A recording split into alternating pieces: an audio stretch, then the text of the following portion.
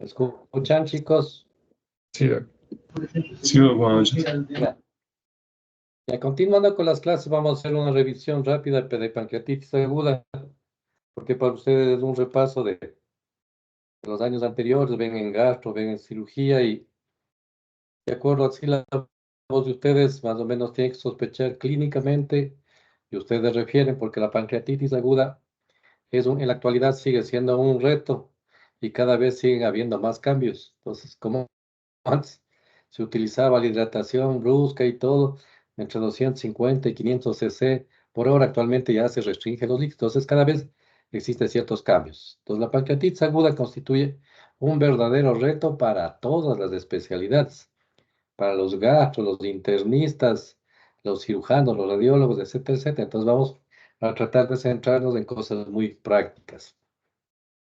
En relación a la historia, como decíamos, en todas las otras patologías, Herófilos, 300 años antes de Cristo, descubre la glándula pancreática.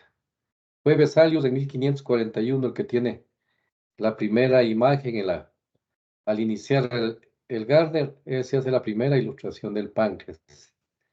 En 1642, Johann Wilson describe el famoso conducto de Wilson, que es el conducto pancreático principal, ¿no es cierto? Y luego se descubre el conducto pancreático accesorio, que se llama el conducto de Santorini. En 1720, Bates describe la papila o la carúncula mayor o el ámpula, que está localizada en la segunda porción del duodeno. Es importante porque un 70-80% veces más termina en conjunto con el conducto biliar como conductos únicos. No descubran, esto es importantísimo, esta enzima que desencadena el proceso de destrucción de la glándula pancreática. Entonces, Kuhn en 1867 ya aísla la pepsina. Entonces, Heidelberg en 1875 descubre el ciclo secretor del páncreas, ¿sí? La sección del páncreas endógeno, del páncreas de Sopkin.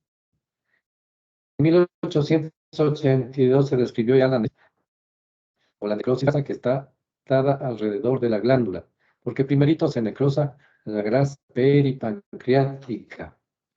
El páncreas se necrosa menos, sobre todo la cabeza tiene una gran resistencia porque tiene una gran irrigación. Puede necrosarse todo y la que aguanta totalmente es la cabeza. Oberland relacionó esta necrosis grasa con la pancreatitis, con las complicaciones. La primera descripción de la enfermedad en sí las es el famoso Reginald Pitts en 1889. Pues en estudios de autopsias, pues histopatológico en 1896, realizó autopsias y descubrió que muchos pacientes morían por necrosis pancreática y generalmente era necrosis pancreática infectada. La primera cirugía terapéutica en relación a la glándula pancreática fue realizada en 1894 por Corte en Alemania, en Berlín. Y el famoso Bernard Rieder ya describió la clásica enfermedad de la pancreatitis aguda, generalmente en 1896.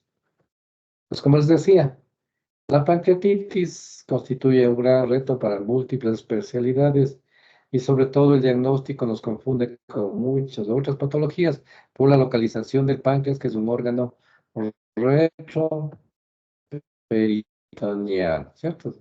Es natural que se compone de cabeza, que la cabeza es la más grande de toda la glándula. Entre la cabeza y el cuello tenemos el proceso uncinado por donde pasan los vasos renales, la vena porta y el tronco de la mesentérica superior. Entonces, elementos del páncreas es la cabeza, el cuello, el cuerpo y la cola. Entre la cabeza y el cuello tenemos el proceso uncinado, donde decíamos están los vasos principales. Es un órgano retroperitoneal y por eso el diagnóstico y el manejo es muy difícil, la cirugía pancreática. El conducto pancreático principal, el conducto de Wilson, sale, nace en la cola y se dirige caudalmente hacia el duodeno y al terminar en la segunda porción del duodeno. La segunda porción alrededor de un 90% en este caso nos dice que termina como un conducto común. El conducto de Wilson y el conducto biliar se dilatan a nivel de la papila y terminan en conjunto los dos conductos. Y en un 10% de pacientes existe un conducto para del conducto santorín. 60% de este penetra el duodeno por la cáncula menor o por la ampolla menor. Perdón, un segundito.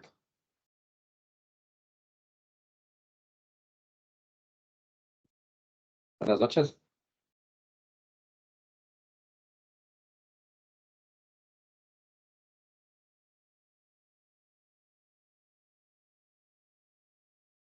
No, no, yo soy cirujano. No realizo CEPRES. Ajá. Sí, sí, sí, yo. Sí, yo soy cirujano digestivo, pero este tipo no, yo no realizo. Si usted tiene cálculos en el conducto,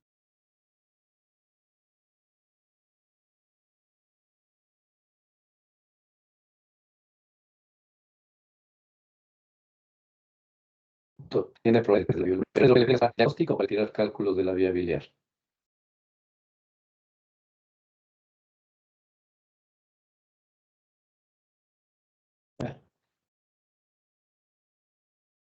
¿Sabe qué? Pégame una llamadita en una horita y media porque este ratito justo estoy dando clases. Y ya más tardecito y conversamos. Y ya, señor. Hasta luego.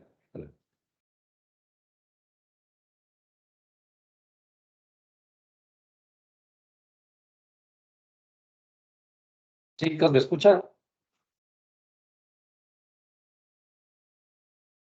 Sí, Doc, un poco entrecortado nomás. Ya. ¿Alguna pregunta ahí de la anatomía del páncreas?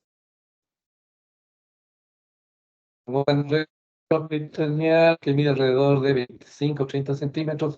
O sea, que el cuello, el cuerpo y la cola. En el cuello tenemos el proceso uncinado, que es importante porque ahí se encuentra el nacimiento de los grandes vasos, incluido el tronco de la mesentérica superior. ¿Sí? El conducto de Wilson mide aproximadamente 3 a 4 milímetros en la cabeza, 2 a 3 milímetros en el cuerpo y 1 a 2 milímetros en la cola.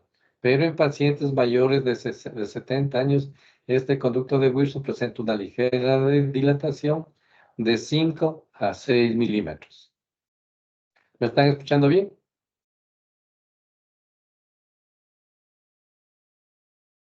Chicos, Sí, Doc. ya.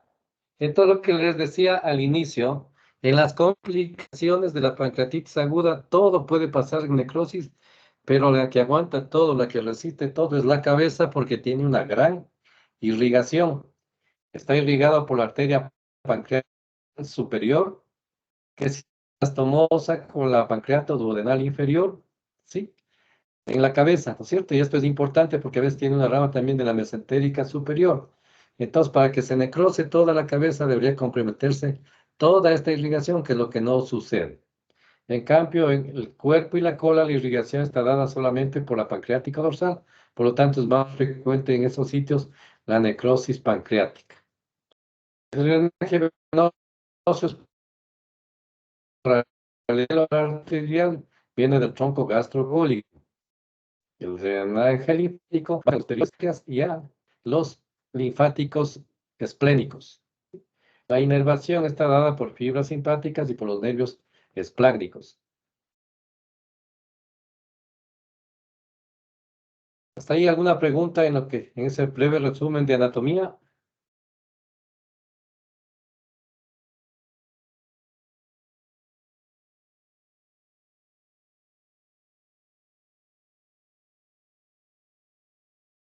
Chicos,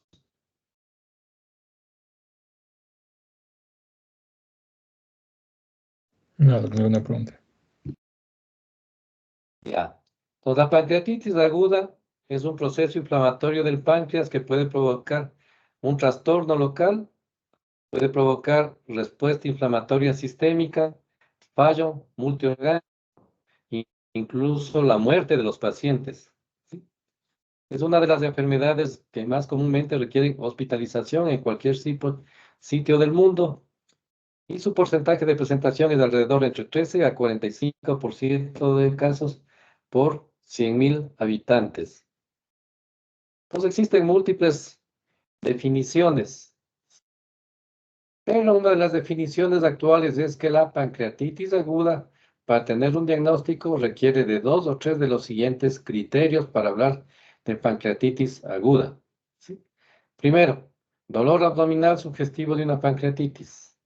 Elevación de las enzimas pancreáticas de la amilasa o la lipasa por arriba de 3 veces su valor normal y hallazgos radiológicos que presenten cambios a nivel de la glándula pancreática compatibles con la enfermedad. Entonces, una definición más fácil para que ustedes se acuerden es que es una pancreatitis aguda según los criterios de Atlanta. Es un proceso inflamatorio agudo de la glándula pancreática acompañada de dolor y aumento de las enzimas pancreáticas 3 veces su valor normal. ¿Estamos claros en la definición? Sí, Ya. A su vez, esta pancreatitis puede clasificarse en pancreatitis edematosa intersticial, que es lo que les decía es de una etapa inicial, una etapa leve, una etapa autolimitada, y en pancreatitis aguda necrotizante, que esta complicación, si es que es una pancreatitis aguda necrotizante con infección, es ya una complicación de la pancreatitis. La mortalidad puede ir hasta del 20% en todos los pacientes con pancreatitis. Según la gravedad, la pancreatitis puede clasificarse en pancreatitis aguda leve, en la que no hay insuficiencia orgánica, no hay complicaciones locales ni complicaciones sistémicas. ¿Sí? No se acompaña de necrosis peripancreática ni fallos multiorgánicos. Pancreatitis aguda leve, la que ustedes van a ver con frecuencia. ¿Sí? No tiene necrosis, no hay insuficiencia orgánica ni complicaciones locales o sistémicas. Esta pancreatitis puede ser leve y autolimitada. Luego tenemos la pancreatitis aguda, moderadamente grave. En esta pancreatitis tampoco existe insuficiencia o complicaciones locales. Se caracteriza por cualquier tipo de necrosis peripancreática, pero es estéril o fallos orgánicos que duran menos de 48 horas. Finalmente, la pancreatitis aguda grave, esta sí ya, esta no van a ver ustedes. Pacientes muy graves con insuficiencia orgánica persistente mayor a 48 horas, que ya se acompaña de fallos múltiples, fallos multisistémicos. Entonces, pancreatitis aguda grave se caracteriza por cualquier tipo de necrosis peripancreática infectada o fallos orgánicos persistentes. Existe también otra definición de la que es pancreatitis aguda crítica. En esta se acompaña de necrosis peripancreática infectada y fallos orgánicos persistentes, tiene peor pronóstico que la pancreatitis aguda grave. Entonces nosotros como médicos generales vamos a ver las dos primeras, pancreatitis aguda leve o pancreatitis aguda moderadamente grave. El resto de pancreatitis ya son para manejo en tercer nivel. ¿Alguna pregunta, chicos, hasta ahí?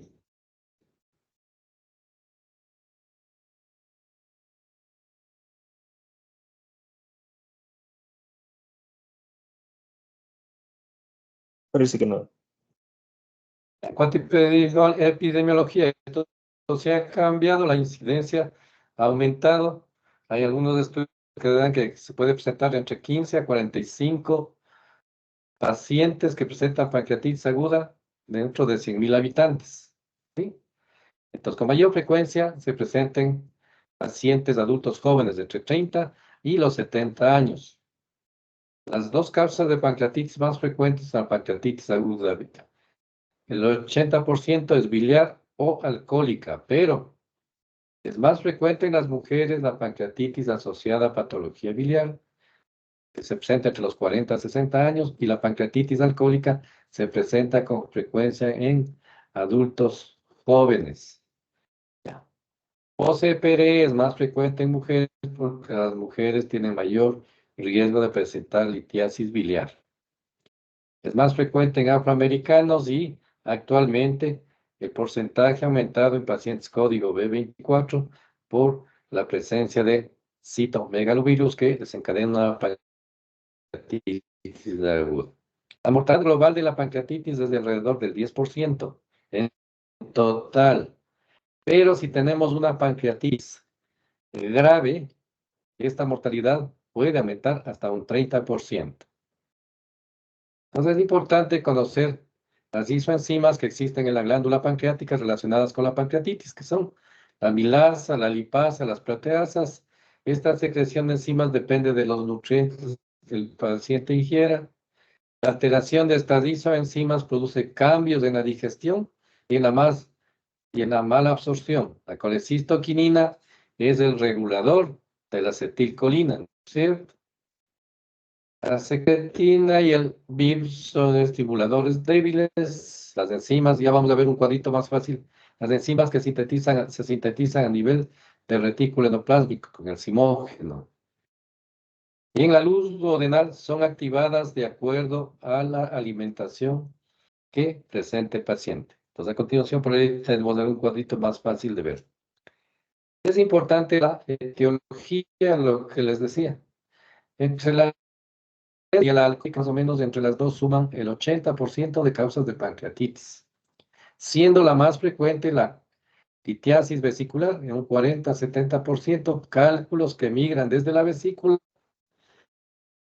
pasan por el conducto biliar, pero hacen su daño ya a nivel del conducto pancreático y se eliminan, ¿sí? Se presenta con mayor frecuencia en mujeres, pacientes de entre los 40 años. En cambio, la segunda causa es la pancreatitis asociada a alcohol. Entonces, se presenta en pacientes más jóvenes, entre los 30 a 70 años, ¿sí? Y corresponde al 25 a 35%. Entonces, a grosso modo, causas de pancreatitis aguda, 80% de causa litiásica y alcohólica, siendo un poco más la litiásica, esta más frecuente en mujeres, la alcohólica siendo más frecuente en hombres. Además de estas dos causas principales, tenemos la pancreatitis aguda idiopática. No quiere decir que no se conoce la causa, pero existen varios estudios, como un estudio hecho por un autor argentino por Acosta, que hizo veces y encontró que había microlitiasis. Por lo tanto, dentro de las causas idiopáticas también podemos aumentar el porcentaje de la causa litiásica. Entonces, descartado eso, si ya no es de biliar, alcohólica o biliar, vamos a buscar otras causas. Otra de las causas más importantes es la hipertrigliceridemia, sobre todo la hipertrigliceridemia congénita, la Fredrickson 2, 3, según 1 a 4%.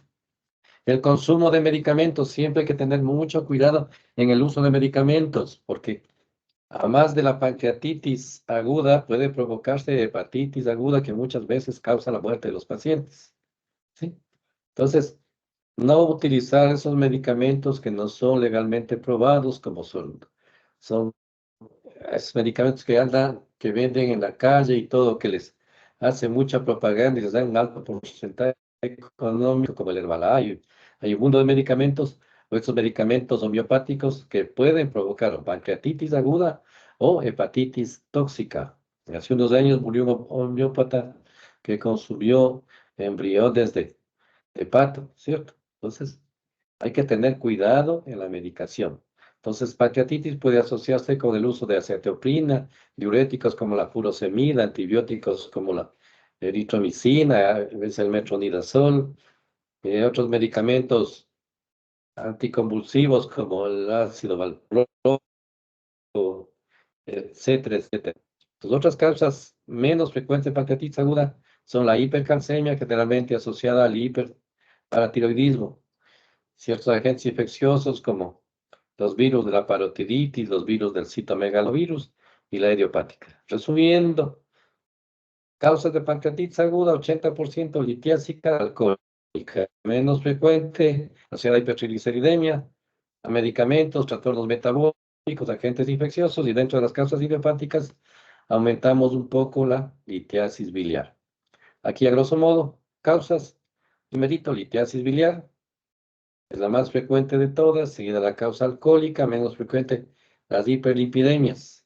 Pacientes con traumas abdominales, traumas contusos, traumas cerrados, pueden presentar una pancreatitis aguda postraumática. Pancreatitis postoperatoria si manipulamos mucho cerca del páncreas cuando hacemos cirugía grande como una gastrectomía. Los procedimientos endoscópicos, la CPRE, produce 5% de complicaciones, acompañada de papilotomía hasta 12%, y una de las principales complicaciones de la CPRE son la pancreatitis. Causas metabólicas, pacientes diabéticos descompensados, pacientes con hipercalcemia, pacientes con insuficiencia renal, pacientes que son sometidos a trasplantes, pacientes con infecciones, trastornos del duodeno, de la vía biliar, del páncreas que provocan éxtasis de la bilis en los conductos, el embarazo, la toma de fármacos, etcétera, etcétera. Sí. Enfermedades sistémicas, enfermedades del colágeno, lupus, síndrome antifosfolipídico, síndrome de Sjögren, esclerosis sistémica y la que ustedes conocen bastante, la artritis reumatoidea. Todas estas enfermedades del colágeno pueden asociarse con pancreatitis aguda. Causas que se han descrito para que se produzca una pancreatitis aguda, fisiopatología, se ha asociado generalmente con el reflujo duodenal, ¿sí? El contenido duodenal refluye hacia la vía biliar, hacia el conducto pancreático, provocando una pancreatitis aguda. Reflujo biliar por obstrucción de la vía biliar, obstrucciones del flujo pancreático. Son varias teorías que se han descrito, incluso como tenemos la famosa de Opie de 1900, que describía que la pancreatitis se provocaba por cálculos impactados en la ampolla de váter, aumenta la presión dentro de la vía biliar y reflujo del contenido biliar hacia el colédoco y hacia el conducto pancreático. Lo que les decía, en 1974, este autor Acosta, argentino, hizo una sedimentación de las heces en los pacientes que se atribuía que tenían una causa idiopática y encontró microlitiasis en la sedimentación de las heces y se suponía que provocaban una hipertensión dentro del conducto, daño tisular y activación de las enzimas provocando una pancreatitis aguda. Entonces, igual la teoría del reflujo, lo que decíamos, sí, hay reflujo de las enzimas hacia, hacia los conductos, hay reflujo del contenido del duodeno hacia el conducto pancreático, hacia el conducto biliar. Entonces, o también los paso de cálculos. La mayoría de pancreatitis aguda se produce porque un cálculo sale de la vesícula, pasa por la vía biliar y se elimina por el duodeno, pero ya pasó haciendo su daño, se llama la presencia de cálculos migratorios. Factores asociados, sobre todo en la pancreatitis aguda asociada a patología biliar, la presencia de múltiples cálculos pequeños que pueden migrar desde la vesícula a través de la luz del conducto cístico, ¿sí? Cálculos de pequeño tamaño. Si el conducto cístico o el colédoco están aumentados de su diámetro para que pasen los cálculos, obstruye la vía biliar y se produce un aumento de la presión dentro del conducto biliar porque se tapa con un cálculo a nivel del esfínter de Oddi, ¿cierto? Entonces, todo esto se da por cambio de presiones para que se desencadene una pancreatitis aguda. ¿Hasta ahí alguna pregunta, chicos?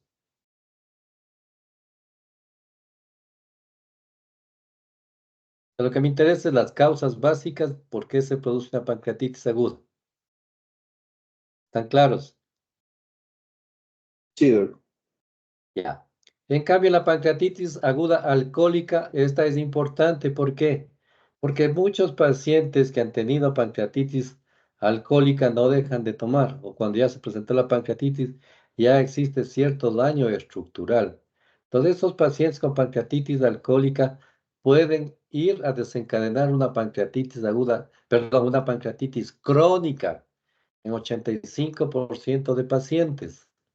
¿Sí? ¿Y por qué se da? Porque hay una mayor tono en el esfínter de Oddi, disminuye la motilidad gastrointestinal y hay un reflujo duodeno-pancreático continuo que van a provocar un daño crónico. Los pacientes alcohólicos pueden presentar una pancreatitis crónica que se caracteriza por intenso dolor continuo durante todo el tiempo. Y al realizar una placa simple vamos a ver la presencia de microlitiasis dentro del conducto de Wilson. Entonces, si encontramos esto, pancreatitis crónica. Entonces, se da por alteración del metabolismo celular, por la citotoxicidad del alcohol, altera los microtúbulos, produce radicales libres, disminuyen la síntesis de fosfolípidos y producen la activación precoz del tripsinógeno en estudios experimentales. Disminuye sensiblemente el flujo sanguíneo, favorece la anoxia tisular a nivel del páncreas y se produce la pancreatitis aguda asociada a alcoholismo. La tercera causa, aproximadamente un 4%, ¿sí? La hiperlipidemia, sobre todo de Fredrickson, ¿sí? Que es una hiperlipidemia generalmente congénita asociada a la producción de pancreatitis aguda. Y es más frecuente el Fredrickson tipo 4 y tipo 5 que se asocian con pancreatitis. La CPR, las causas postraumáticas, ya vimos el trauma directo, cirugías grandes, colangio retrógrada endoscópica, sobre todo por la toxicidad que produce al introducir el contraste dentro del conducto biliar y refluye hacia el conducto de Wilson. Produce un trauma mecánico a nivel de los conductos, ¿sí? Hay hiperosmolaridad, aumento de la secreción de amilasa, ¿sí? Y producción de pancreatitis aguda. 5% de pacientes solo con CPRE. 7 a 12% riesgo de complicaciones acompañándose a papilotomía. Por lo tanto, ustedes no pueden pedir una CPRE y una papilotomía con el paciente ambulatorio. Siempre el paciente debe estar hospitalizado. Entonces, pancreatitis aguda postraumática. Pues pancreatitis aguda de origen canalicular, diagnóstico difícil, decíamos, es un reto para el diagnóstico y para todas las especialidades. Pues, dentro de las causas que a ustedes les interesan, ciertos medicamentos, sobre todo acetoprina, captoprina, asparaginasa, pentamidina y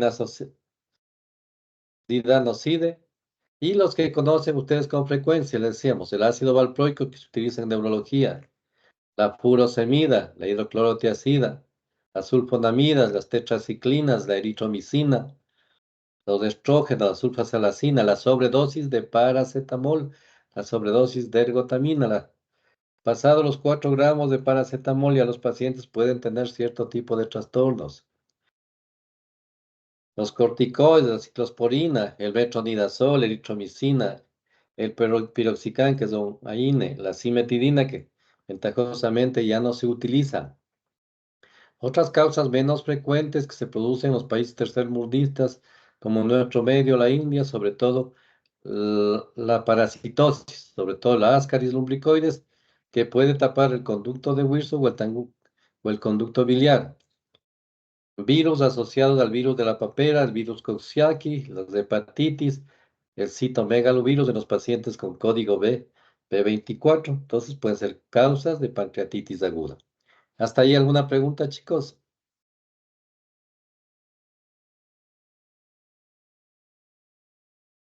Doc, hecha la CPRE, ¿hasta los cuántos días podría dar una pancreatitis? Inmediatamente.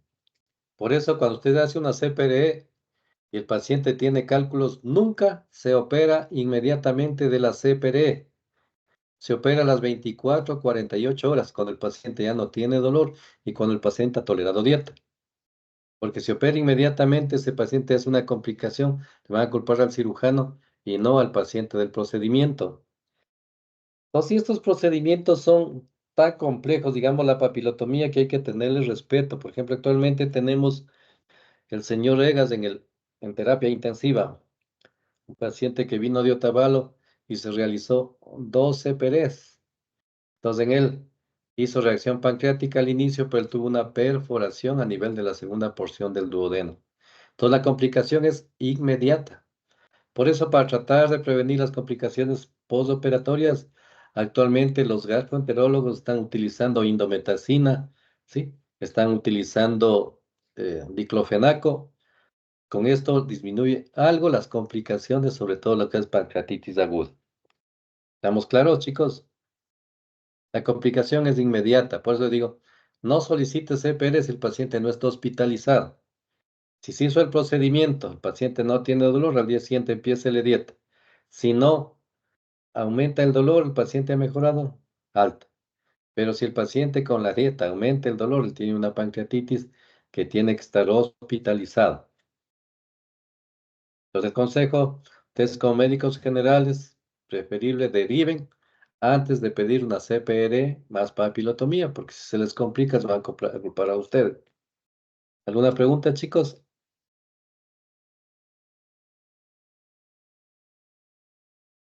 Ahí está más claro. Gracias. Ya. Entonces, el cuadrito que les decía, que resume todo, por ejemplo, para que haya una pancreatitis aguda, ¿qué debe hacer? El tripsinógeno normalmente debe activar la tripsina, por eso en la descripción inicial de la historia se hablaba de la tripsina, ¿no es cierto? Entonces, que era una proenzima y esta se activa y se convierte ya en una enzima. El tripsinógeno activa la tripsina. La tripsina, a su vez, activa la fosfolipasa A2, que esta se asocia ya con necrosis pancreática porque degrada el agente tensoactivo. La tripsina activa la elastasa, que digiere los vasos sanguíneos. La tripsina activa el complemento y la cinina contribuye a la coagulación intravascular diseminada, al shock, a la insuficiencia renal y a las complicaciones, a los fallos. La tripsina activa la lipasa y esta se asocia con la necrosis grasa en la región peripancreática. Entonces aquí lo que vimos igual, la clasificación, pancreatitis aguda leve, ¿sí? Moderadamente grave y grave. Pancreatitis aguda leve y moderada, la que ustedes van a manejar, asociada a mínimo fracaso orgánico, no tiene complicaciones, esta es la más frecuente de todas, 75-80%, estas con tratamiento conservador ceden. En cambio, la pancreatitis aguda grave, que ya se asocia a fracaso orgánico o a complicaciones, este es más difícil que revierta, este es preferible derivar a un hospital donde se le haga un seguimiento. Dentro de las complicaciones de la pancreatitis podemos tener complicaciones locales y complicaciones sistémicas. Dentro de las complicaciones locales, inicialmente tenemos lo que se llaman las colecciones líquidas agudas o colecciones pancreáticas agudas, que están localizadas en el páncreas o alrededor del páncreas, no tienen pared y estas no tienen infección, son pequeñas colecciones que se reabsorben solas. Otra complicación local es la necrosis pancreática. Inicialmente, la necrosis pancreática es estéril, como es un área difusa o focal de parénquima que se daña no viable, asociado con necrosis de la grasa peripancreática, pero no tiene infección, es necrosis estéril, por lo tanto, de entrada en la pancreatitis no se utilizan antibióticos. Una de las complicaciones más graves de esta sí es la necrosis pancreática infectada. En este tejido ya de necrosis ya existe crecimiento bacteriano, hay la presencia de gas y para confirmar se hace una punción con aguja fina que actualmente también está quedando en desuso, solamente nos basamos en los criterios radiológicos. Otra de las complicaciones de una pancreatitis aguda son la formación de los pseudoquistes pancreáticos que los ustedes ven continuamente, que son colecciones de jugo pancreático, pero que se caracteriza porque tiene una pared que cubre esta colección de tejido pancreático, que está formada esta pared por tejido de granulación o fibroso, y esto se da a partir de la cuarta semana de la del inicio de la pancreatitis. Entonces, y nosotros esperamos que se engrose la pared del pseudoquiste para hacer un procedimiento de drenaje. Los abscesos pancreáticos, esta sí es una complicación grave, que son colecciones intraabdominales que están circunscritas, localizadas, próximas al páncreas y tienen poca o nada de necrosis. Este absceso pancreático se cura con drenaje percutáneo.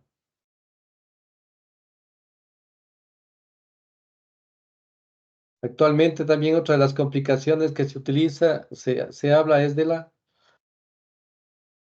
pancreatitis con colecciones amuralladas que se presentan después de la cuarta semana que requieren intervención quirúrgica. ¿Alguna pregunta de las complicaciones, chicos?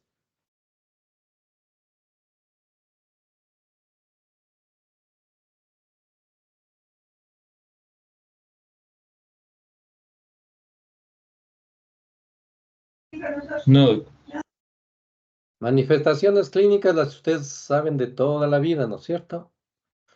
Entonces, para diagnosticar pancreatitis se requiere por lo menos dos de los siguientes criterios que ya dijimos al inicio. El más frecuente de todos es el dolor abdominal, un dolor abdominal tipo intenso, tipo tenebrante, tipo punzada, continuo, que hay que hacer un diagnóstico diferencial con perforación de una víscera hueca, sobre todo una úlcera con la salida de jugo gástrico y que da un abdomen en tabla, semejante al dolor de la pancreatitis. Infarto agudo de miocardio, colecistitis aguda, todos los dolores están localizados en epigastrio. Entonces, síntoma cardinal, dolor abdominal, lo típico irradiado en cinturón, en hemicinturón al hipocondrio izquierdo, muchas veces al flanco o incluso a la fosa ilíaca izquierda. Entonces, dolor abdominal irradiado en cinturón al dorso, acompañado de anorexia, náuseas y vómitos. Los vómitos pueden ser reflejos al dolor y pueden ser vómitos constantes. Al examen físico, ausencia de ruidos, porque se produce un hilio localizado en el sitio donde está inflamado el páncreas. Puede haber febrícula o fiebre en un 60% de pacientes. Resistencia o contractura muscular, un 50% de pacientes. Y en pacientes sumamente graves pueden presentar ya cualquier tipo de shock. Ictericia sí se asocia a una pancreatitis asociada a litiasis biliar y si es grave incluso podemos tener hematemesis. Es importante los antecedentes, sobre todo la ingesta, los cuadros de cólicos de repetición o la ingesta de alcohol. Aquí está más bonito, manifestaciones clínicas, el típico dolor localizado en epigastrio, irradiado en cinturón, a hipocondrio izquierdo, flanco izquierdo, incluso a fosa ilíaca izquierda. Náuseas en un 54% y vómitos son más frecuentes en un 92%, vómitos escasos pero frecuentes. Puede haber distensión abdominal porque la presencia de un hilio localizado. Al examen físico puede haber fiebre, taquicardia, taquimia, derrame pleural, sobre todo el lado izquierdo, ictericia si se asocia a patología biliar. Si está grave el paciente puede haber hipotensión, shock o en los casos graves puede haber la equimosis en la que se habla de dos signos. Entonces, estas equimosis se presentan sobre todo cuando existe una pancreatitis necrohemorrágica. Son si hay equimosis a nivel del ombligo, se llama el signo de Cullen. Y si hay equimosis a nivel del flanco, se llama el signo de Gray-Turner. Esto en pancreatitis necrotizante, pancreatitis grave. ¿Alguna pregunta, chicos, en relación a los síntomas?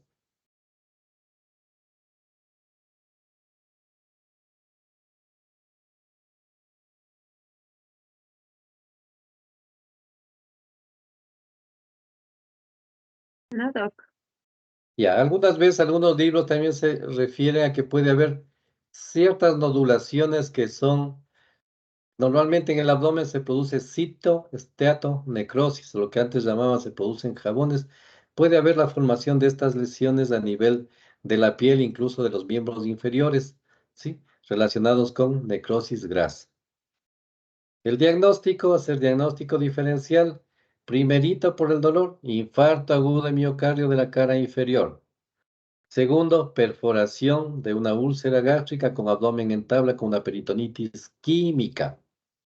Hay que pensar en colecistitis aguda, en obstrucción intestinal, a pesar de que la obstrucción empieza en la parte baja del abdomen, sobre todo cuando es de intestino delgado. Muchas de estas son autolimitadas. Y si hay complicación, la mortalidad puede ser hasta de un 30%. Entonces, diagnóstico, la clínica. Segundo, enzimas pancreáticas. Hay que pedir amilasa y lipasa. Y si estas tienen 3 veces el valor normal, nos puede ayudar para el diagnóstico. La amilasa se eleva dentro de las 8 a 24 primeras horas. Hace un pico a las 48 horas y empieza a disminuir. En cambio, la amilasa no es una enzima específica del páncreas. La amilasa es una alfa-tialina salival que puede elevarse por cualquier proceso intraabdominal. En cambio, la que sí es específica es la lipasa. La lipasa se eleva a partir de las 6 horas. Hace un pico a las 24 horas y persiste elevada durante 8 hasta 14 días que empieza a disminuir la lipasa. Antes nosotros cometíamos el error de esperar, para darle dieta al paciente, de esperar a los 14 días que se normalice la lipasa. Para dar dieta actualmente eso se ha modificado. Entonces, enzimas amilasa y lipasa que tengan 3 veces el valor normal. La lipasa es específica del páncreas, la amilasa no es específica del páncreas. Entonces, la amilasa tiene una sensibilidad de 82, en cambio la lipasa tiene una sensibilidad del 94 y una especificidad del 96%, ¿cierto? Entonces, la amilasa se eleva en cualquier proceso intraabdominal, como en las patologías de la diapositiva, ¿no es cierto? Insuficiencia renal, trastorno de las glándulas salivales, parotiditis, etcétera, etcétera. Trauma, quemaduras, shock, etcétera, etcétera. ¿Sí? Existen ciertos marcadores biológicos que nos podrían ayudar, pero en nuestro medio no tenemos, como son el tripsinógeno tipo 2, la interleuquina 6. El que es importante es la determinación de la proteína C reactiva, sobre todo cuando su valor es mayor a 150. ¿Sí?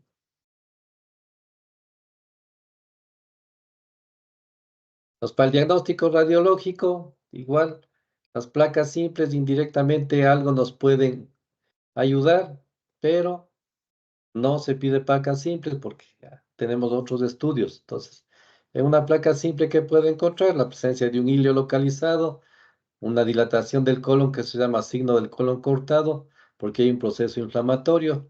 Si hay líquido y ascitis pancreática, se borran los bordes de los psoas, etcétera, etcétera, ¿no es cierto? Aquí puedo ver la presencia de un cálculo en un 10% de pacientes. Un estudio que sí es importante en pancreatitis aguda, si queremos valorar la etiología, es un eco de hígado y vías biliares. Si sabemos que una de las causas más frecuentes son la litiasis biliar, entonces va a una ecografía para tratar de determinar la causa.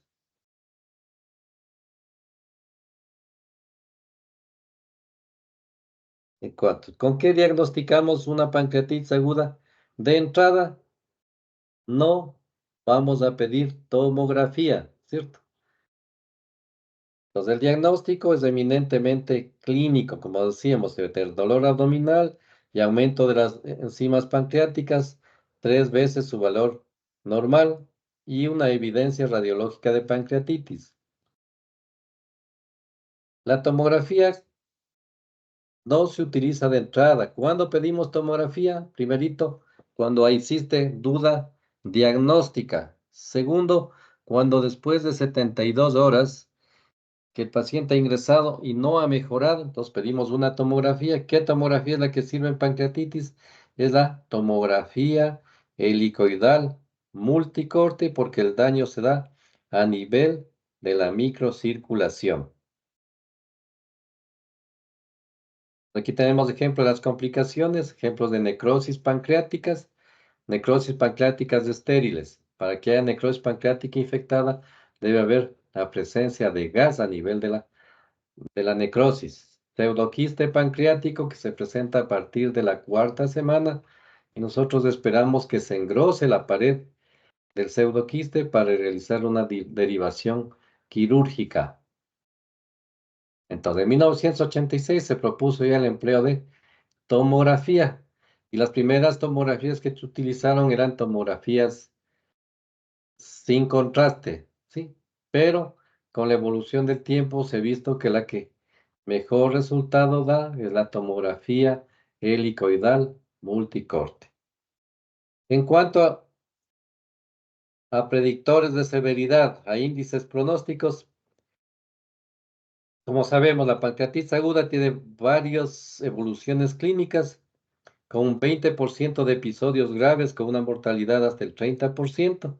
Entonces, predecir cuál es el grado de complicación o el grado de gravedad de una pancreatitis aguda es difícil, ¿no es cierto? Por lo tanto, se han descrito gran cantidad de scores, como el Ramson, el Apache, el Glasgow, el INRIP, etcétera, etcétera. Los más utilizados antiguamente eran intrahospitalario, el Apache, porque se utilizaba varias variables. Y el Ransom, que eran los criterios que se utilizaban con mayor frecuencia dentro de las primeras 48 horas, que es lo que ustedes todavía podrían utilizar, ¿cierto? Los criterios de Ransom no se ha dejado de utilizar en los hospitales, pero ustedes este lo pueden utilizar. Son 11 criterios, son 5 durante las primeras 24 horas y 6 criterios más dentro de las segundas 24 según las 48 horas. Y dentro de estos criterios tenemos al ingreso la edad, la leucocitosis, el valor de la glucosa, el LDH, ¿sí? El AST igual. Entonces, si la edad es mayor de 55 años para la alcohólica o 70 años para la biliar, ya es un criterio, ¿no es cierto? La leucocitosis de 16 o 18 para una a la otra. Entonces, la glucosa más de 200, el LDH más de 400, las más de 250, y a las 48 horas, caída del hematocrito que es más de un 10%. ¿Qué significa?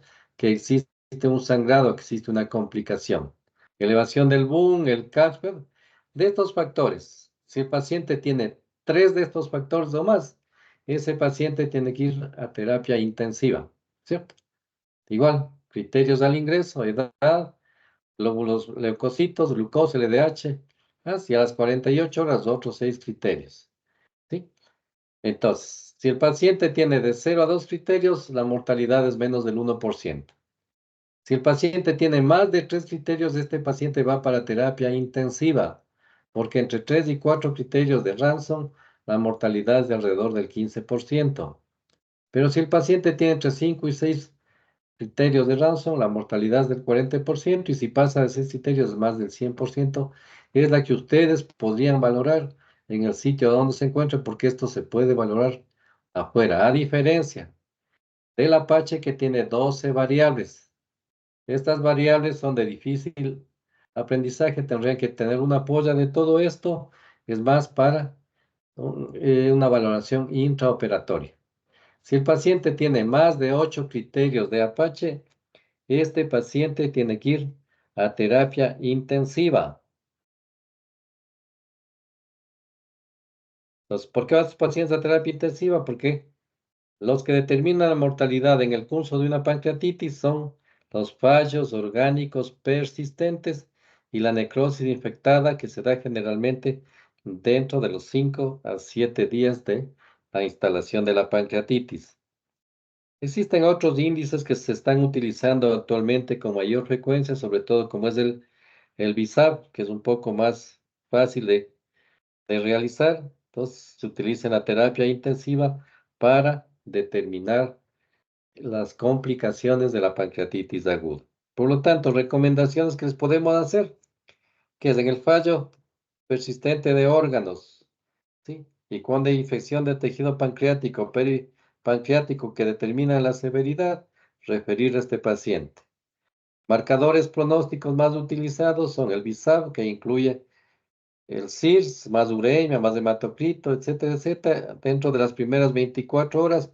Por lo tanto, ustedes no pueden manejar una pancreatitis aguda moderadamente grave o grave si es que están solos. La amilasa por sí sola y la lipasa no determinan la severidad de la pancreatitis. Entonces aquí tenemos unos criterios tomográficos al realizar, digamos, la tomografía. Esto se definió con tomografías no contrastadas, pero actualmente sabemos que la que nos sirve la tomografía para el diagnóstico de las complicaciones es la helicoidal multicorte, que hace pequeños cortes porque el daño se da a nivel de la microcirculación. Y de acuerdo a la tomografía se han definido los criterios de Baltasar. Entonces, Baltasar grado 1 es cuando el páncreas está normal. Baltasar grado 2 es cuando existe ligero edema a nivel de la glándula pancreática. Puede haber pequeñas coliseas pancreáticas y no existe daño a nivel de alrededor de la glándula.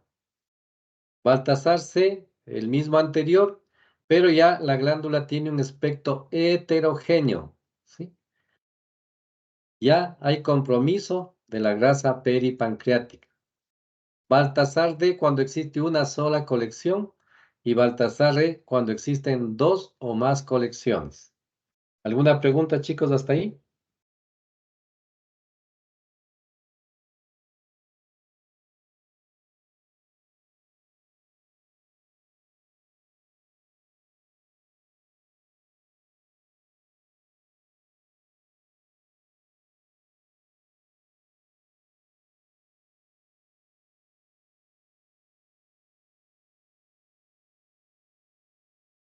No, doc.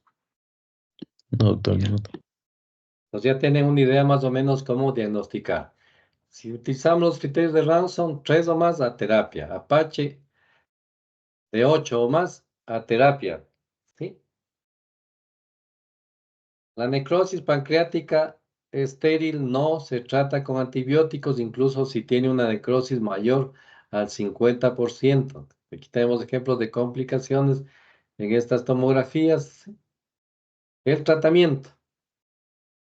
El tratamiento puede ser de las complicaciones, pues tratamiento endoscópico, tratamiento percutáneo o tratamiento quirúrgico, pero eso ya de las complicaciones.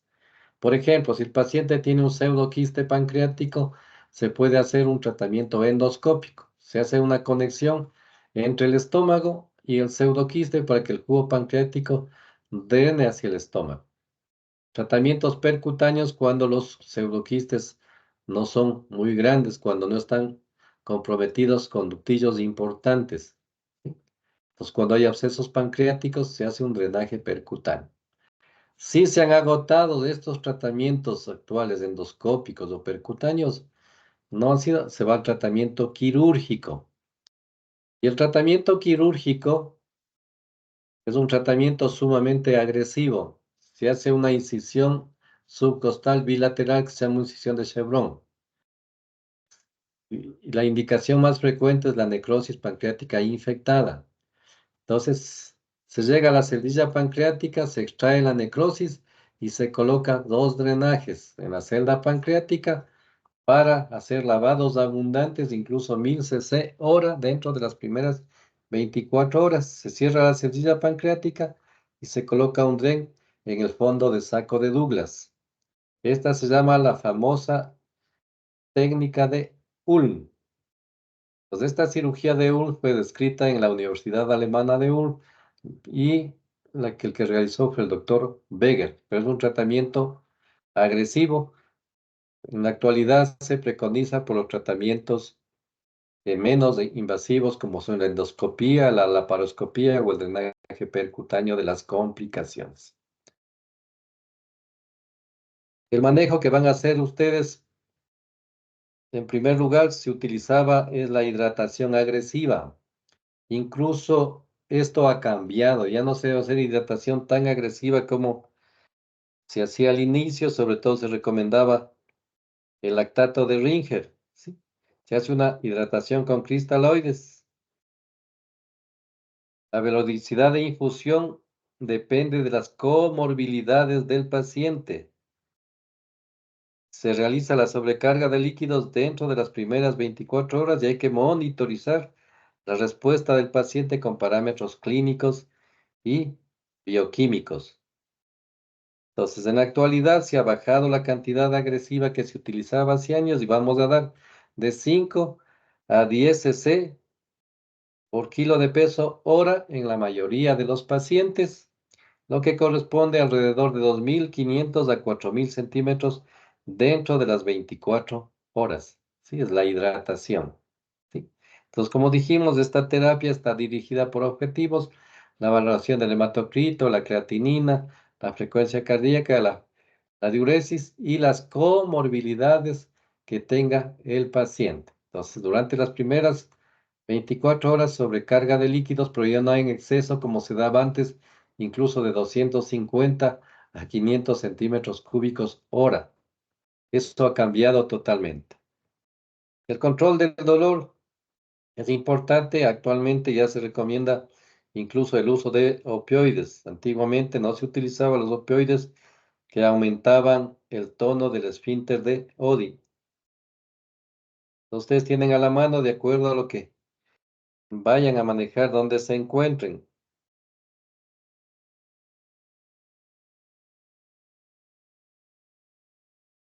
Los, los analgésicos de la pancreatitis aguda se basan sobre todo inicialmente en las drogas intravenosas. Entre los fármacos más utilizados están los AINES, los opioides, el tramadol. Por ejemplo, tenemos la meperidina, se puede dar a 1 miligramo por kilo de peso. Puede utilizar morfina, se puede utilizar tramadol, se puede utilizar metamizol, dependiendo del sitio donde ustedes se encuentren y lo que tengan a la mano. Es importante la nutrición. ¿Cuándo habilitamos la vía oral? La vía oral antiguamente se esperaba hasta que baje la lipasa. Actualmente la nutrición es lo más rápido posible para evitar la sobreinfección por atrofia de las vellosidades intestinales. Apenas cede el dolor, ya empezamos la nutrición por vía oral.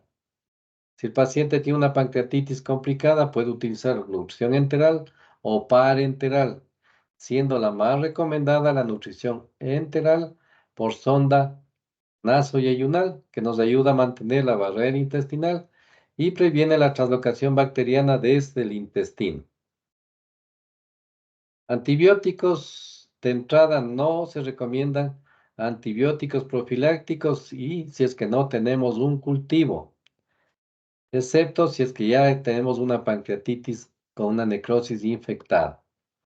Aquí tenemos varias las diapositivas que nos indican la del lado derecho, sobre todo la presencia de necrosis pancreática, ¿sí?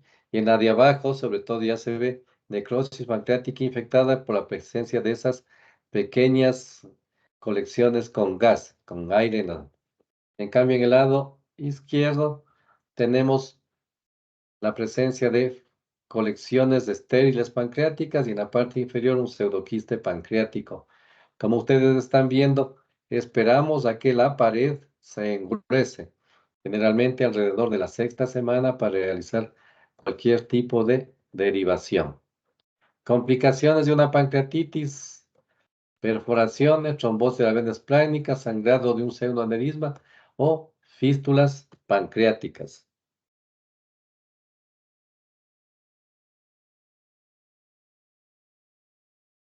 Chicos, ¿alguna pregunta sobre pancreatitis? Hemos ido un poco rápido porque necesitamos que capten lo básico.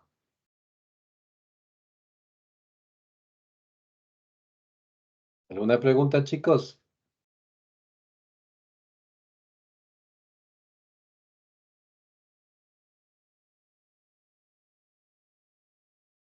Parece que no.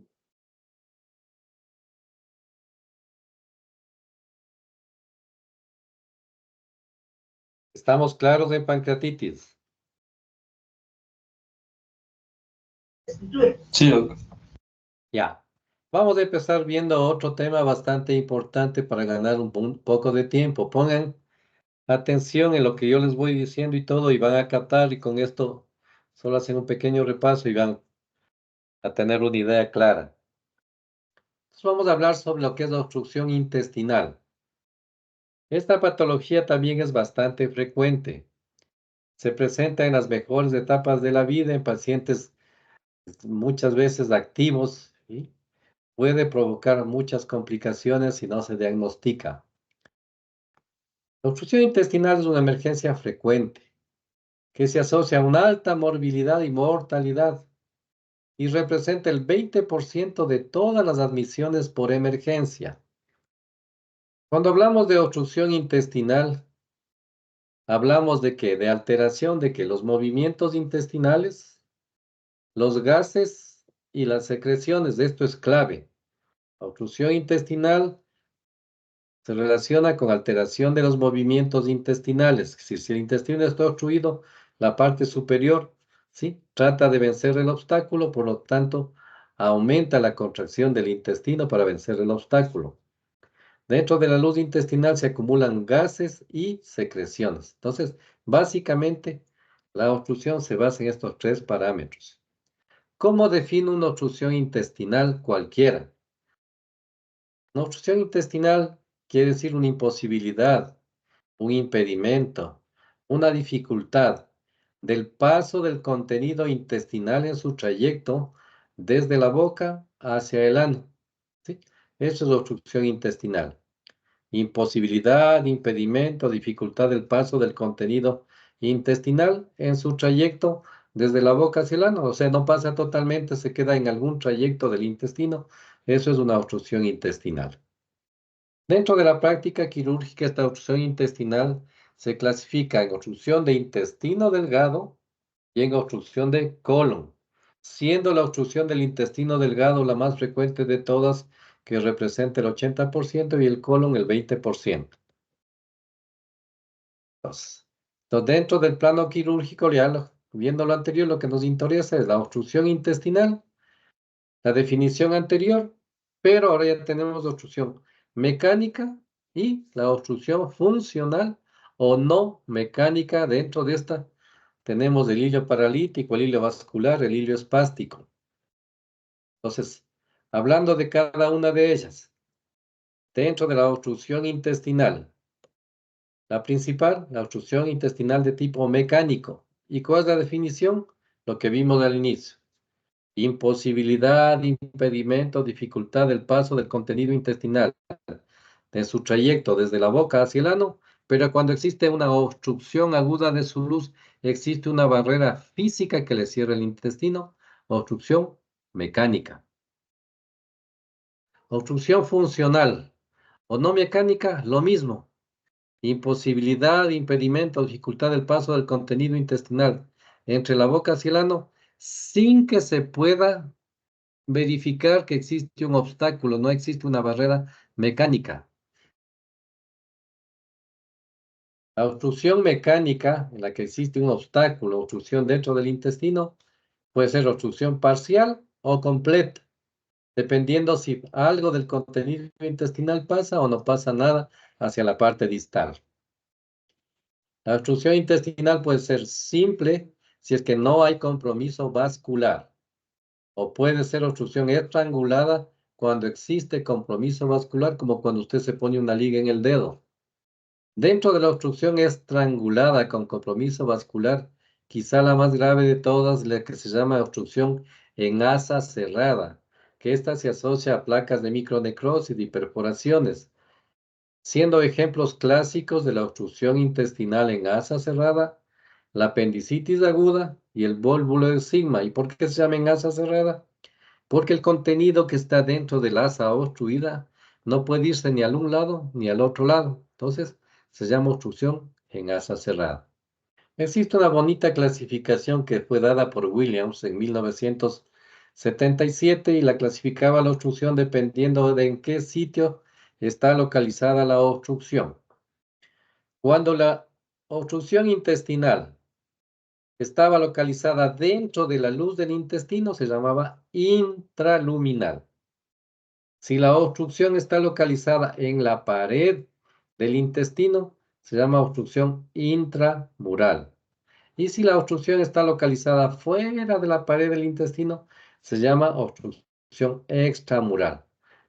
Causas que obstruyen la luz del intestino intraluminales: el hilio biliar, un cálculo que metapone el ilion terminal, tapa toda la luz y nos da obstrucción intestinal.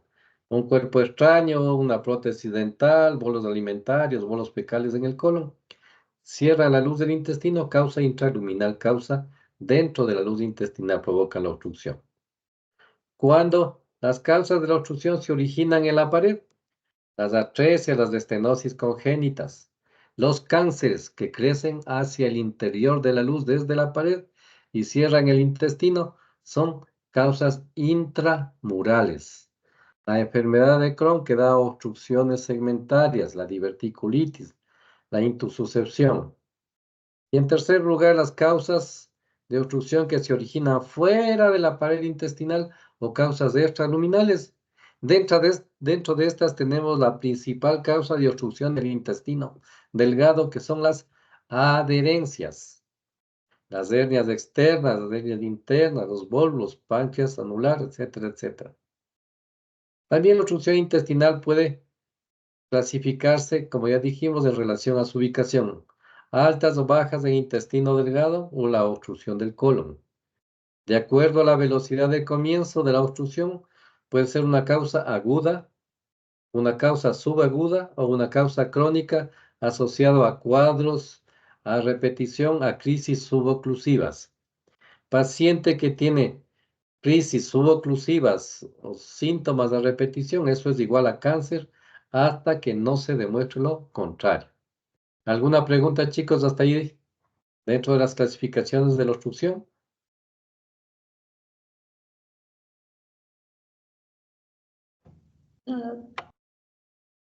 Ya.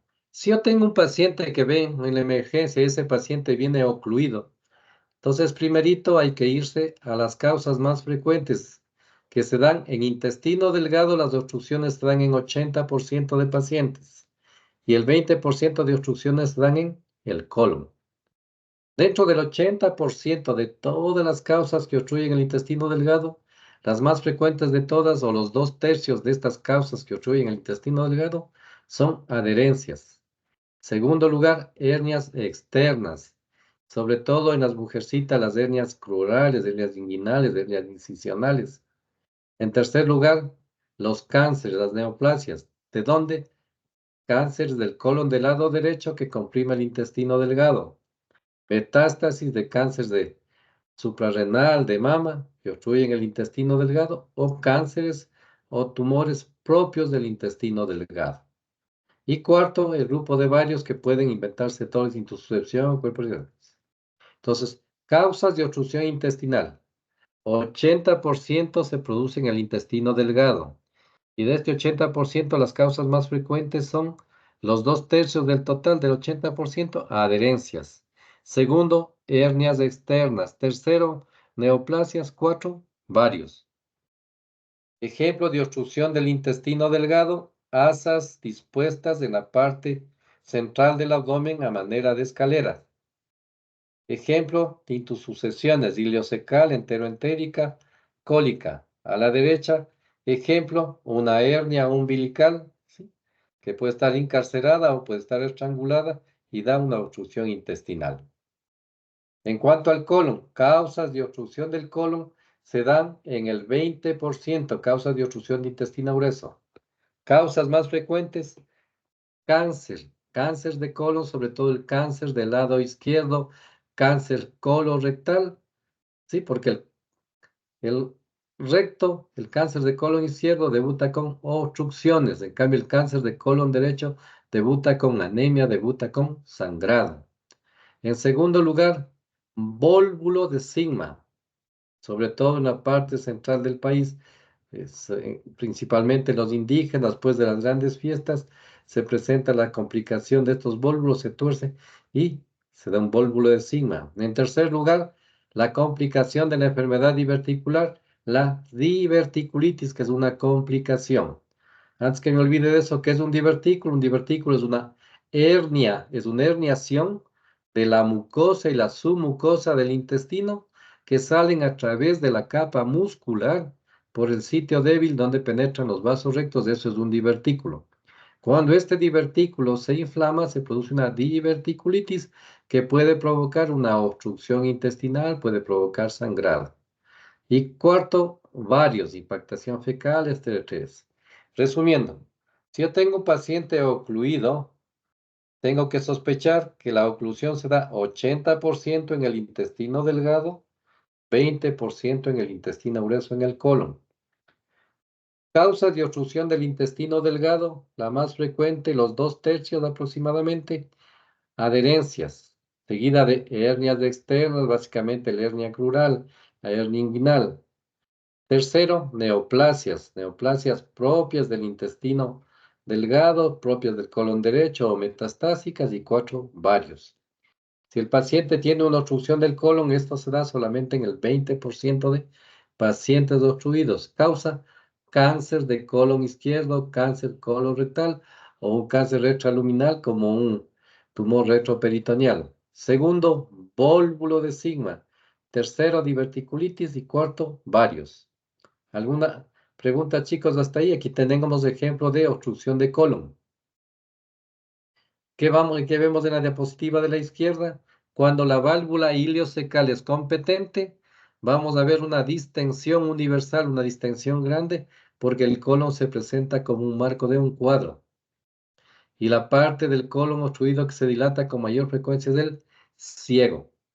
En la diapositiva de la derecha vemos una imagen típica de un cáncer del colon del lado izquierdo, de un cáncer de recto sigma, en la que vemos la típica imagen radiológica. ¿Cómo se llama la imagen de cáncer de colon? ¿Quién sabe?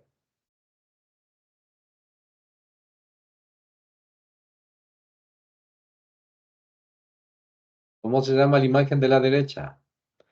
Que se relaciona con un cáncer de colon izquierdo.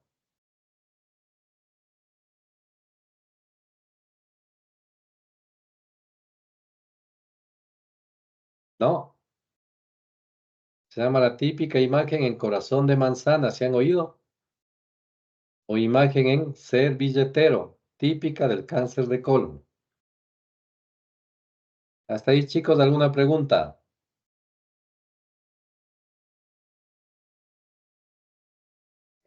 Creo que no. Ya. La fisiopatología es bastante bonita. Si ustedes la tienen en 2 minutos, van a entender toda la fisiopatología que se produce en la obstrucción intestinal. Por si van a leer, se van a hacer bolas. Como ya dijimos al inicio, cuando hablamos de obstrucción intestinal, hablamos de alteración de ¿qué? De los movimientos, de los gases y de las secreciones. Entonces, cuando el intestino se obstruye, ¿qué pasa? Existe una distensión de la parte proximal del intestino sobre la obstrucción. ¿Y por qué se distiende? Porque se acumulan gases y se acumulan líquidos. Estos gases, ¿de dónde vienen? Generalmente es del aire deglutido que se acumula en la parte obstruida, que tiene alto contenido de nitrógeno. Puede ser intervenir otros gases como el metano, el CO2, el ácido sulfídrico. Sí, y la contribución bacteriana al inicio es escasa si es de intestino delgado. ¿Sí? Entonces, en la obstrucción intestinal, ¿qué se produce? Hay distensión del intestino. ¿Y por qué se distiende el intestino proximal a la obstrucción? Porque se acumula generalmente gas, se acumula aire deglutido y líquidos. Entonces, hay alteración de los líquidos y electrolitos. Entonces, ¿por qué se acumulan los líquidos por arriba del sitio de la obstrucción o en un intestino obstruido? ¿Por qué? Si normalmente en un paciente normal existe un balance entre la absorción y la secreción de líquido electrolito, los 8, 10, 12 litros de secreciones que se produce cada día, que secreta el intestino, lo que se ingiere, aproximadamente el 80 o más, ¿sí? Se absorbe, se reabsorbe. En cambio, cuando existe obstrucción, este equilibrio se altera. Entonces, si ya no hay absorción, los líquidos se acumulan en el intestino obstruido. Entonces, primerito, el intestino se distiende por acumulación de gases. Segundo, se distiende porque se acumulan los líquidos y electrolitos porque se altera el equilibrio. ¿Por qué se producen líquidos? Porque al estar el intestino obstruido, empieza a demetizarse la pared, empieza a haber la contracción para vencer el obstáculo, por lo tanto hay edema de la mucosa y esta produce aumento de la secreción.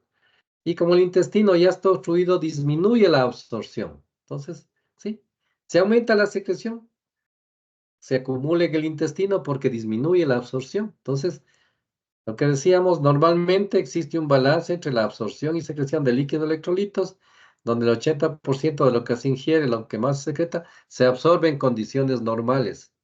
Pero en el intestino obstruido esto se invierte. Entonces, aumenta la secreción y lo que usted ingiere se queda en el intestino obstruido. Entonces se altera este equilibrio por varias vías. Primerito, la distensión abdominal, ¿qué pasa? Aumenta la presión intraluminal, se edematiza la mucosa, aumenta la secreción de agua y electrolitos, ¿sí? Entonces, si se altera la pared del intestino, hay edema, hay compromiso vascular, se hacen unas pequeñas ventanitas y hay la salida de líquido, de líquido libre hacia un tercer espacio, hacia la cavidad peritoneal. La pérdida de líquido de electrolitos van de la mano, son paralelas. Otras vías de pérdida de líquido de electrolitos son los vómitos y cuando se coloca sonda nasogástrica. Resumiéndoles, es decir, cuando hablamos de obstrucción intestinal, entonces hay alteración ¿de qué? De los movimientos, de las gases y de las secreciones. En el intestino obstruido se acumulan gases, generalmente la mayoría son gases, aire deglutido, aire que el paciente deglute. Se acumulan líquidos y electrolitos porque se altera el equilibrio que en un paciente normal, todo lo que secreta el intestino, todo lo que se ingiere, el 80% más, se absorbe. Cuando el intestino está obstruido, estos se acumulan gases, se acumulan líquidos y electrolitos. Entonces, ¿y por qué se acumulan estos líquidos y electrolitos? Porque la distensión del intestino aumenta la presión intraabdominal y aumenta la secreción por parte del intestino, se edematiza la mucosa, hay alteración a nivel de la microcirculación con presencia de pequeñas microperforaciones y salida de líquido de la luz intestinal hacia un tercer espacio, generalmente hacia la cavidad peritoneal. La pérdida de líquidos y electrolitos van de la mano, por lo tanto, el paciente obstruido presenta manifestaciones clínicas de deshidratación. ¿Por qué? Porque existe pérdida de líquidos y electrolitos. ¿A dónde se pierde? Primerito, al interior del intestino, es decir, al interior del cuarto donde usted está en este rato. ¿A dónde se pierde? Segundo, a la pared, porque hay edema de la pared. Tercero, se pierde por microperforaciones hacia el peritoneo, haciendo un tercer espacio. Cuarto, se pierde líquidos y electrolitos por vómitos. El paciente obstruido tiene vómitos. Y cuando ya diagnosticamos y colocamos una sonda nasogástrica, se pierde líquidos y electrolitos. ¿Están claros, chicos, en eso?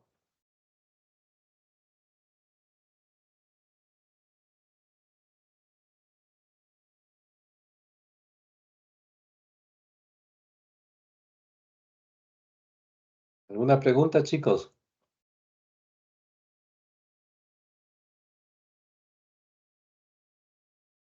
Creo que no, Doc. No, ya. Entonces, como aumenta la presión dentro de la luz intestinal, ¿qué pasa? El intestino se distiende, hay alteración en la motilidad. Si el intestino está obstruido, ¿qué pasa? El intestino que está sano trata de vencer el obstáculo, por lo tanto, aumenta el peristaltismo, ¿sí? Entonces, por eso el paciente presenta intenso dolor por aumento del peristaltismo tratando de vencer el obstáculo. Entonces, después de cierto tiempo que el intestino pelea y tiene dolor y no puede vencer el obstáculo, este intestino se cansa de pelear y el paciente se torna asintomático, desaparece el dolor, existe aperistalsis. Esto puede durar entre 5 a 15 minutos dependiendo del nivel de la obstrucción intestinal. Aquí ya aumenta el sobrecrecimiento bacteriano porque el intestino no está movilizándose normalmente. Entonces, inicialmente empezamos con pérdida de líquidos y electrolitos. Ahora hablamos de alteración de los movimientos. Entonces, en el intestino obstruido, la parte proximal trata de vencer el obstáculo y por lo tanto aumenta el peristaltismo. Se cansa de pelear con el obstáculo y descansa, se produce aperistalsis, el paciente disminuye el dolor. ¿Sí? Entonces aquí ya hay aumento de la translocación bacteriana dependiendo del nivel de la obstrucción. Entonces aquí ya existe ya compromiso vascular, que puede ser un compromiso local inicialmente, sin repercusión del sistema venoso o arterial, ingurgitación vascular, edema, hipertensión, etcétera, etcétera. Pero cuando ya han pasado más de 6, 8 horas de la obstrucción, ahí sí ya vamos a tener compromiso a nivel de la pared, inicialmente con placas de necrosis que puede ser segmentaria o comprometer toda la pared. Sobre todo esto cuando se trata de una obstrucción de colon y tengo la válvula ileocecal competente. Se distiende todo el intestino grueso, como no tiene el contenido, no se va ni para arriba ni para abajo, entonces se distiende el ciego y pasado los 10 centímetros de distensión del ciego, ya existen pequeñas placas de micronecrosis y existe translocación bacteriana y repercusión sistémica. En el colon los efectos son son similares, pero menos espectaculares que en el intestino delgado, porque en el colon solamente el colon del lado derecho es un sitio de absorción de aproximadamente 1.5 litros cada día. Entonces, eso es un resumen de lo que es la fisiopatología de la obstrucción intestinal. Aquí en las diapositivas tenemos a la izquierda un ejemplo de un vólvulo de sigma con algo de compromiso vascular, pero todavía está viable, ¿sí? Aquí a la derecha ya tenemos la raíz del mesenterio, ya esa imagen oscura que ya nos indica un franco compromiso vascular. Aquí ya tenemos una parte de intestino con necrosis. Aquí tenemos un típico vólvulo de sigma. Este es un vólvulo, el último que yo operé hace un mundo de años cuando trabajaba en provincia, hace más de 20 años. Esta diapositiva ha circulado a nivel mundial. Este vólvulo le operé en La Tacunga a un indígena de una de las comunidades. Entonces se presenta como un tubo de una llanta. Entonces aquí no tenemos que hacer una descompresión. No puedo rotar el colon porque tiene mucho contenido tóxico o se me puede reventar. Entonces se hace una resección del extremo proximal y del extremo proximal y me sale toda esa pieza de ese vólvulo de sigma. ¿Alguna pregunta, chicos?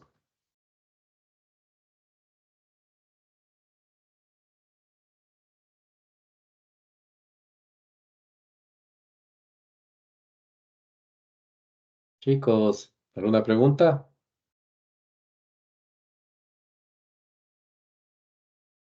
Creo que no, Doc. Ya.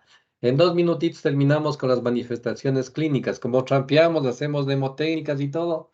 Entonces, cuando yo hablo de manifestaciones clínicas, si les decía, por ejemplo, si el intestino se obstruye, ¿qué pasa con el intestino que está en la parte superior? Trata de vencer el obstáculo. Por lo tanto, la manifestación clínica fundamental en estos pacientes con obstrucción intestinal es el dolor. Dolor tipo cólico, dolor tipo calambre intermitente o dolor en salvas. ¿Sí? ¿Cuál es el dolor en salvas? Es un dolor cuando se mueren los militares y todo, han visto, van a enterrar, disparan y luego se calla. Entonces, eso es el dolor. Dolor intenso, tipo cólico, calambre intermitente en salvas, acompañados de periodos asintomáticos. Entonces, el intestino se cansa de pelear para vencer el obstáculo y descansa. Dos periodos entre 5 a 15 minutos, el paciente se vuelve asintomático de acuerdo al nivel de la obstrucción. Ese es el típico dolor. Y aquí me salto un poco. Solamente cuando el paciente tiene dolor, ustedes auscultan y ese rato van a escuchar ruidos de lucha que se llaman tintineo o clic metálicos. Solo cuando el paciente se queja de dolor. Si el paciente ya no tiene dolor, no van a oír nada. Entonces, eso es un truco para llegar a diagnosticar una obstrucción intestinal. El paciente tiene dolor, le escucho y hay ruidos de lucha. Escucho en los 4 cuadrantes de la semiología, está escuchando 5 minutos en cada cuadrante. No, pero ustedes escuchan en los 4 cuadrantes, el rato que el paciente se queja de dolor, ese rato hay ruidos de lucha o tintineo o clic metálicos que es similar a botar gotas de agua sobre una hoja de zinc. Ustedes ya tienen el diagnóstico clínico con eso. Segunda manifestación clínica importante en la obstrucción intestinal, el vómito.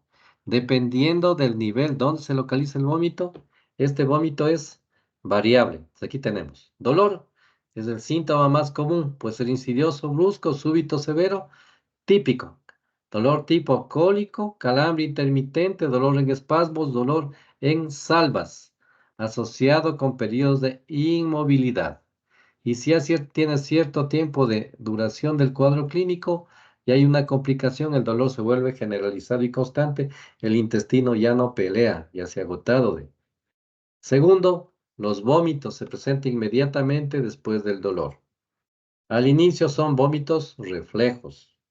Luego pueden ser vómitos de regurgitación persistentes y las características del vómito nos ayudan a diagnosticar el nivel de la obstrucción. En las obstrucciones altas, ¿qué vamos a tener? Vómitos a cada ratito, vómitos frecuentes, pero escasos, ¿sí? Se vomita cantidad de veces, pero poquito. ¿Y qué vomita el paciente en obstrucción alta? Primero, lo que ha comido, vómitos alimentarios. Segundo, vómitos de contenido gástrico, quimogástrico, que es como el moco, es transparente como el agua, o vómitos biliosos, que son bilis clara, amarilla, color oro, obstrucción alta.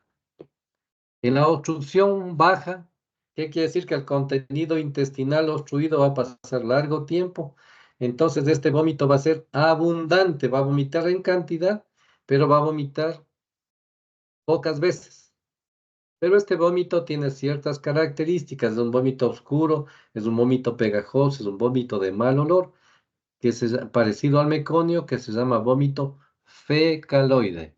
¿Y por qué se produce vómito fecaloide? Porque el contenido intestinal ha pasado mucho tiempo en la parte más distal del intestino delgado, ¿sí? Y existe sobrecrecimiento bacteriano. En cambio, en la obstrucción del colon, el vómito reflejo es raro. Si la válvula ileocecal es competente, la distensión del colon le comprime al intestino delgado y por eso hay vómitos. Y si la válvula es competente, puede haber reflujo del contenido del colon hacia el intestino delgado. ¿Alguna pregunta, chicos, en manifestaciones clínicas en la clínica?